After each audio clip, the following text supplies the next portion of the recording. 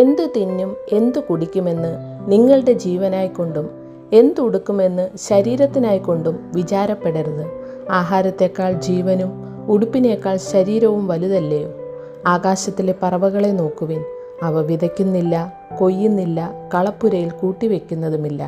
എങ്കിലും സ്വർഗസ്ഥനായ നിങ്ങളുടെ പിതാവ് അവയെ പുലർത്തുന്നു. അവയേക്കാൾ നിങ്ങൾ ഏറ്റവും വിശേഷതയുള്ളവരല്ലയോ? വിചാരപ്പെടുന്നതിനാൽ തൻ്റെ നീളത്തോട് ഒരു മുഴം കൂട്ടുവാൻ നിങ്ങളിൽ ആർക്ക് കഴിയും? ഉടുപ്പിനെക്കുറിച്ച് വിചാരപ്പെടുന്നതും എന്ത്?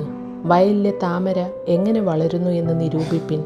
അവ അധ്വാനിക്കുന്നില്ല, നൂൽക്കുന്നതുമില്ല. എന്നാൽ ശലോമോൻ പോലും തൻ്റെ സർവ്വമഹത്വത്തിലും ഇവയിലൊന്നിനോളം ചമഞ്ഞിരുന്നില്ല എന്ന് ഞാൻ നിങ്ങളോട് പറയുന്നു.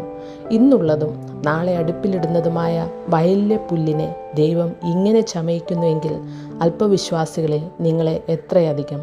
ആകയാൽ നാം എന്തു തിന്നും എന്തു കുടിക്കും എന്തുടുക്കും എന്നിങ്ങനെ നിങ്ങൾ വിചാരപ്പെടരുത്. ഈ വകയൊക്കെയും ജാതികൾ അന്വേഷിക്കുന്നു. സ്വർഗസ്ഥനായ നിങ്ങളുടെ പിതാവ് ഇതൊക്കെയും നിങ്ങൾക്ക് ആവശ്യമെന്ന് അറിയുന്നുവല്ലോ. മുമ്പേ അവൻ്റെ രാജ്യവും നീതിയും അന്വേഷിപ്പിൻ, അതോടുകൂടെ ഇതൊക്കെയും നിങ്ങൾക്ക് കിട്ടും.